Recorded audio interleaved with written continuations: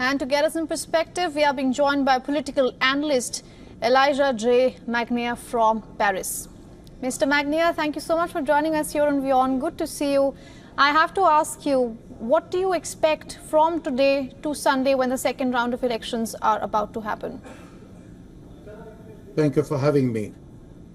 I think we have seen a serious change in the French election, but is not unexpected, because during the presidential election, when Emmanuel Macron confronted Marine Le Pen, that is the far right, he had only 23% of the voters, which means that he was already warned that people didn't want him.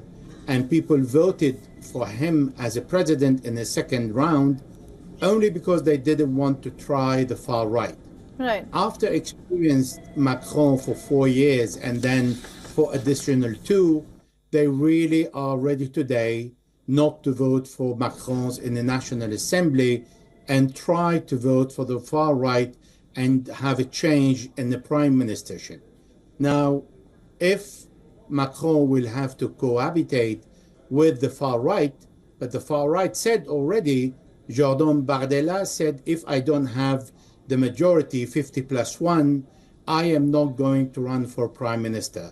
That will leave a space for the leftists to come into the power in coalition with other groups. Already, they have formed different coalitions. Right. But if Bardella manages to go through and became a prime minister, then President Emmanuel Macron will retain the defense and the foreign policy, and Bardella will retain the domestic policy.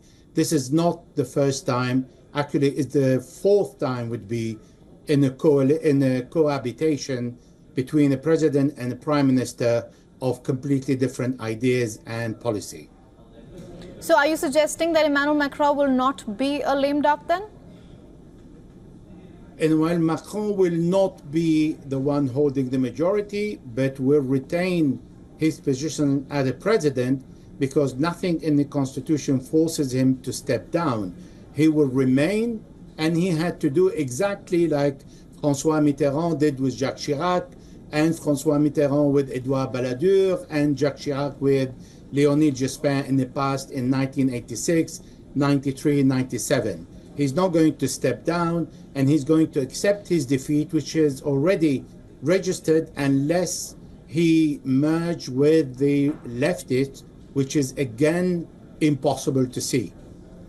Because, I mean, if he joined with the Republican managed to get 10%, and he managed 22%, he will still fall short to the majority and will not have the control of the Assemblée Nationale.